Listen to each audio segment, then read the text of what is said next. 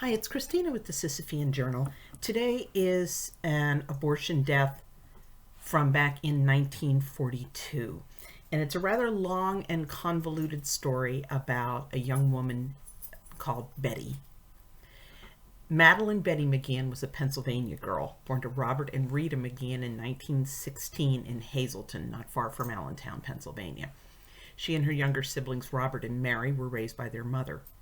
Betty was active in the high school yearbook staff and in the oratory club and graduated from Hazleton High School in 1934. In 1940, she was lodging with the Falwell's family and working as a senior clerk typist at the DPA in Hazleton.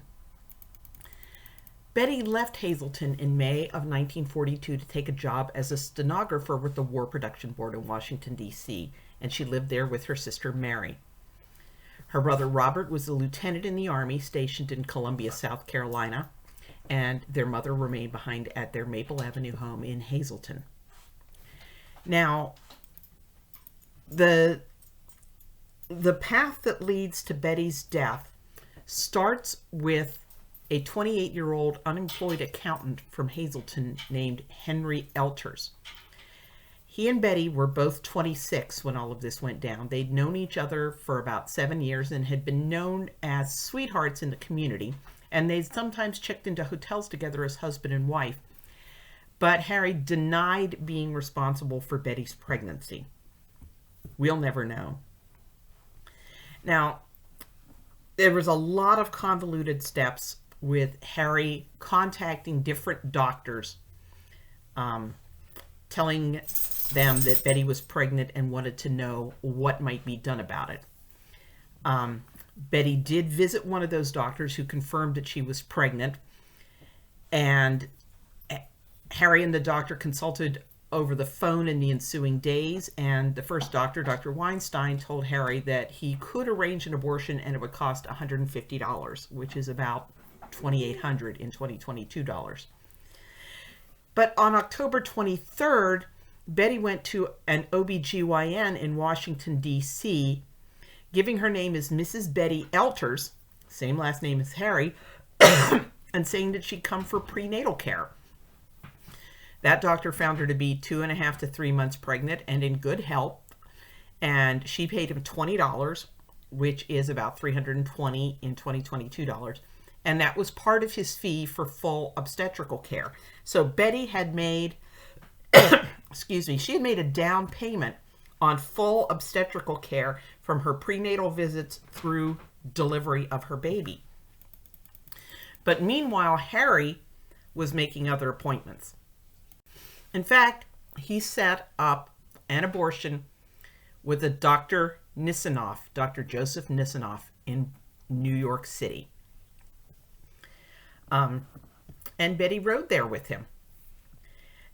Now, they did go up, they did see him, they did say that they wanted the abortion done, and the final cost, because of all these delays, was going to be $600, which was over $11,000 in 2022 money. So, on November 10th,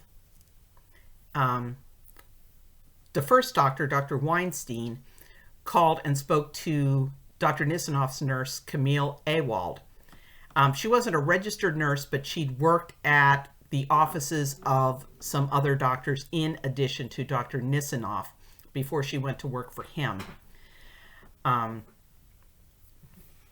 So Betty and Harry Elters went to Nisonoff's office as planned, and he confirmed a healthy 10 or 11 week pregnancy.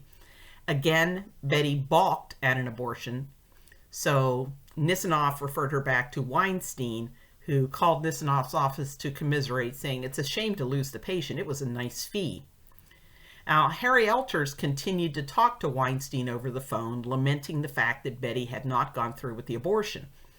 When the two of them spoke again on November 11th, Weinstein said he'd made another appointment for Betty to have the abortion at 2 o'clock in the afternoon of November 13th and told Harry Elters to bring Betty to his office first.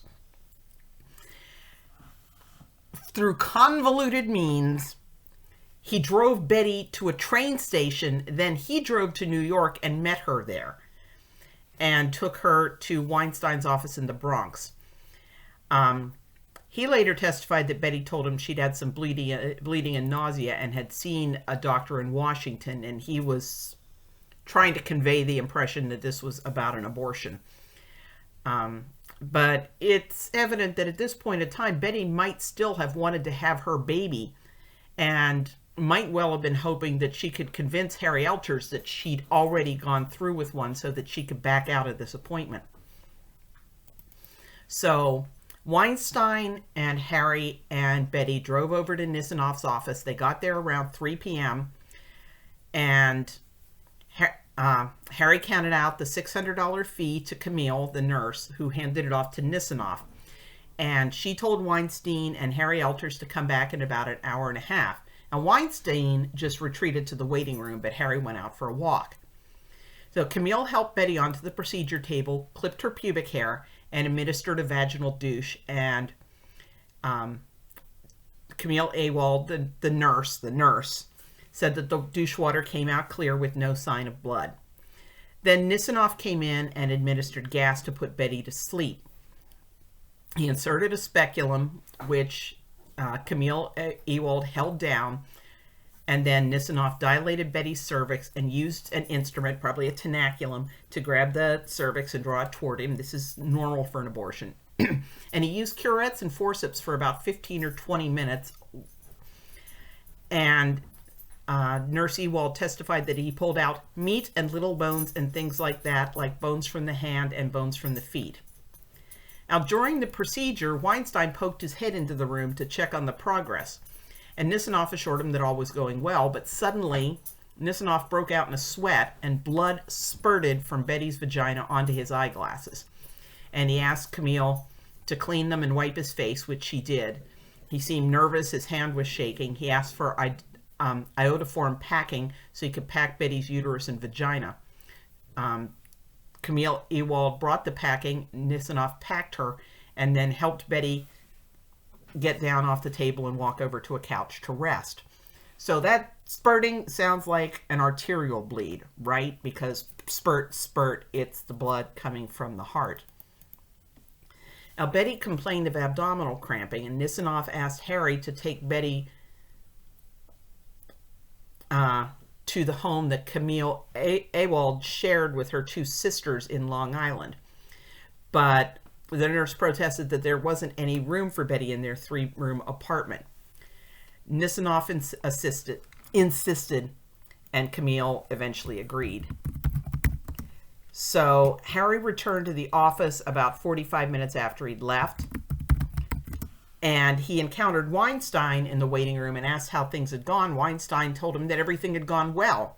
So Harry went into the office and saw Betty lying on a couch with Camille Ewald attending to her. And Weinstein told Harry that Betty was going to be taken someplace for aftercare. Harry stayed with Betty for about 15 minutes, then drove Weinstein back to his office. And at around 5 p.m., Camille Ewald took Betty to her home in a taxi. At around 7:30 that evening, Betty had said that she was in pain, so Ewald called to find Nisonoff. She tracked him down at around 8 o'clock, told him about Betty's pain and cramps, and he told her to remove the packing, which she did. Nisonoff called again to check on Betty at around 11 and at around midnight, and Camille said that Betty was still in pain, but her temperature and pulse were normal. So the next day, Saturday morning, November 14th, Camille went to Nisonoff's office in Queens to report that Betty was still unwell and it's been a very restless night. She asked him to please come and check on her. So they went over to Ewald's apartment together. Betty wasn't able to pass urine, so Nisonoff inserted a catheter, and they noted that the urine contained blood and clots, which would indicate that he had managed not only to nick an artery, but to poke a hole in her bladder. So the doctor and the nurse went back to the office. Nisonoff called a Dr. Spielman, saying that he'd operated on Betty and asked why she was bleeding so much and wondered if he had perforated her bladder. Nisonoff then told Camille Ewald that Spielman hadn't thought Betty's bladder was perforated because that injury would have left her unable to get off the table.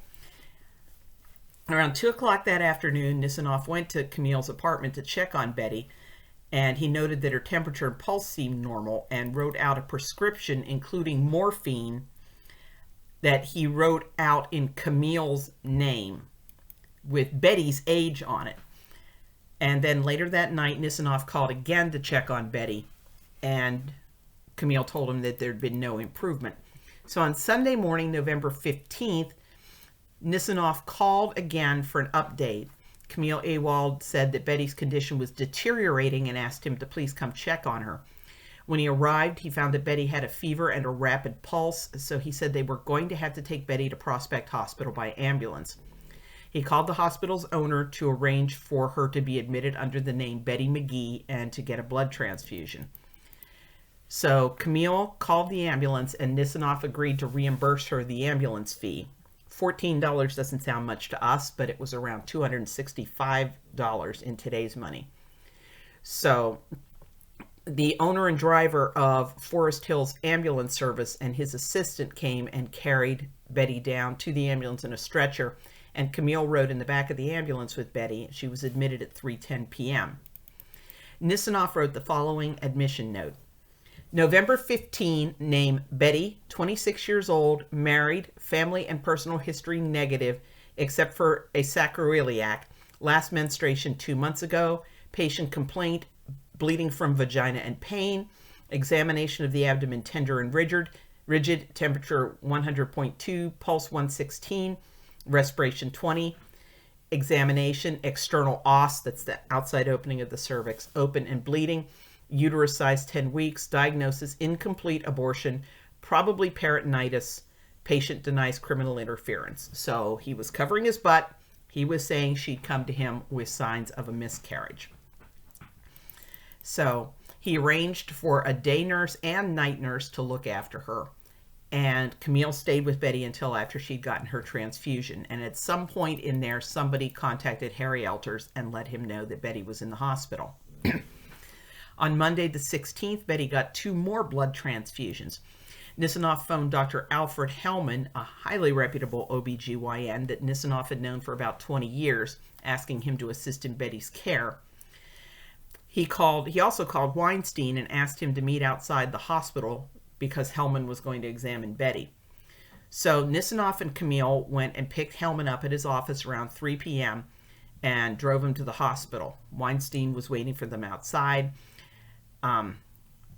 Ewald and Weinstein, I'm sorry, I keep alternating my pronunciation, remained in a waiting area for about 20 minutes while Hellman and Nisonoff went to see Betty. Now, during his trial, Nisonoff said that he had told Hellman that Betty had come to his office already in the process of expelling a fetus which was partially protruding from her vagina. And he said he'd removed the remains of the fetus, explored Betty's uterus to ensure that there were no retained tissues. But Hellman said that Nisonoff hadn't given him any medical history on the patient. Hellman declared Betty to be a desperately ill woman, clearly suffering from peritonitis, and at that point, moribund. Nisonoff dictated a letter to the Board of Health. Remember, any criminal abortion or possible criminal abortion was to be reported to the Board of Health so it could be investigated because abortions were illegal, and if the woman died, that was homicide. So he said, gentlemen, this is to inform you that Mrs. Betty McGeehan is under my care at Prospect Hospital. Diagnosis incomplete abortion and probably pelvic peritonitis or double salpingitis. Kind of covering his butt. Betty got last rites performed Tuesday, November 17th. Now, Harry Elters finally shows up, calling Nisonoff to ask if he could see Betty. So, while Harry and Nisonoff were going to the hospital, Nisonoff said to make sure that he told Betty to say that the abortion had performed elsewhere, that Nisonoff had not done it. So Camille and Harry rode to the hospital and spent about half an hour with Betty, and as they left, they met Nisonoff outside on the sidewalk, and Nisonoff told Harry that Betty was dying, and he stressed that it was very important not to talk about the matter. He urged Harry to go back to Hazleton, act normally, and say that he'd not heard from Betty for about a year. Camille Awald testified that Nisonoff also told Harry to deny ever having seen anybody involved in the abortion. Not Weinstein, not Nisonoff, not Ewald, or they would all go to jail. And then he had Harry get the phone number for Betty's mother. So, for some reason, instead of going back to Hazleton, Harry left for Baltimore. Meanwhile, Nisonoff and Camille Ewald went back to the office, and Nisonoff called Betty's mother, saying that her daughter was very ill at Prospect Maternity Hospital and she should meet him at his office and they'd go to the hospital together. So Betty breathed her last at about 7:05 a.m. on the morning of Wednesday, November 18, 1942. Nisonoff wrote out the death certificate in the name of Betty McGee. I hereby certify that I attended the deceased from November 15, 1942 to November 18, 1942, and last saw her alive at 6 a.m. on November 18, 1942. Statement of cause of death is based upon principal cause of death, general peritonitis, date of onset, November 16th, contributory cause of death, incomplete abortion. And at that point, abortion is only indicating a miscarriage. That's the medical term for a miscarriage. And later that morning, Nisonoff told Camille Ewald that Betty's mother had gone to the hospital and that Betty had died. And she said that Nisonoff told her to say that Weinstein had done the abortion and then called Nisonoff to arrange for the hospitalization. Well, Detective Thomas Farrell, went to the hospital to investigate Betty's death because things were fishy. So Nisonoff said he'd been called in by Weinstein for consultation, and Farrell then went to the Fordham morgue and observed the autopsy. And here's where things really get bad. The assistant medical examiner who performed the autopsy died before Nisonoff's trial started, and that's going to come into play later. So the autopsy notes included: lying at the brim of the pelvis, free in the peritoneal cavity between two coils of intestine, is a portion of a fetus, which consists of the lower three cervical vertebrae, all thoracic and lumbar vertebrae, and the ribs on the left side, and some loose tissue. So that's pretty much from the lower neck down through the lower back. The ribs on either side and the head are absent. The specimen measures about 3 inches in length and is mangled. On the anterior surface, that's the front of the uterus, is about a half inch, and about half an inch below the uppermost portion is an irregular perforation, measures about 1/2 to 3/4 inches in diameter, roughly round in shape. The edges are necrotic and ragged, and from there protrudes some blood clot. And there's some adherent placental and membranes. The remaining portion of the fundus at the top of the uterus seems to be denuded of endometrium, meaning it had been completely scraped away inside. There was hemorrhage. So after observing the autopsy, the detective went to Weinstein's office to question him about the first time he'd seen Madeline. Weinstein gave the detective a card that read: Betty McGeehan, November 15th, 1942, vaginal bleeding, abdominal pain, rapid pulse. Dr. Nisonoff called on consultation, admitted to Prospect Hospital. Here's where Weinstein told Farrell that he'd gotten a phone call from Betty on November 15th requesting a consult for vaginal bleeding, and that he told her he didn't have Sunday hours, but she'd insisted on being seen. Why this woman from D.C. would be insisting on being seen by a doctor in Brooklyn, I do not know.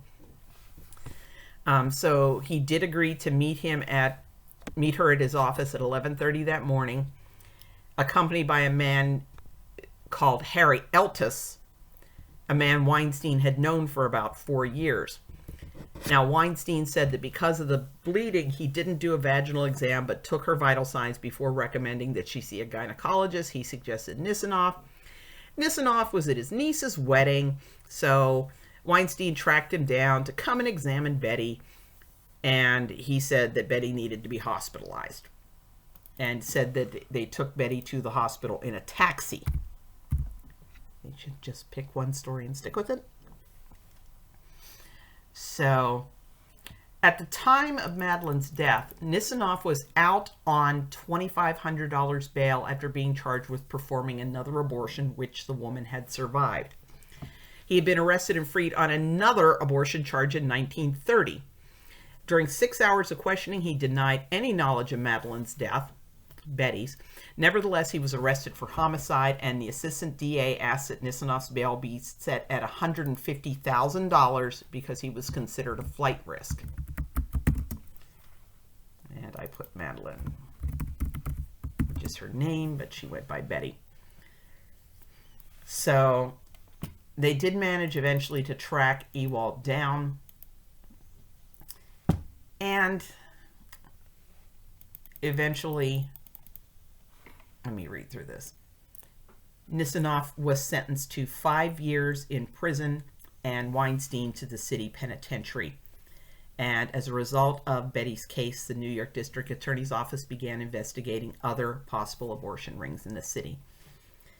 So there's a couple things here. One is that clearly Nisonoff was an abortionist. Why he wasn't locked up, I do not know. He did a botched job similar to botched jobs I'd seen in safe and legal abortions. It doesn't seem to me that Betty's care was any different from what she'd have gotten if abortion had been legal. But it also seems like Betty really didn't want the abortion, and it would have been really nice if somebody in her life had helped her to do what it really seems she wanted to do. This abortion seemed to be Harry's idea. So you can share your thoughts below.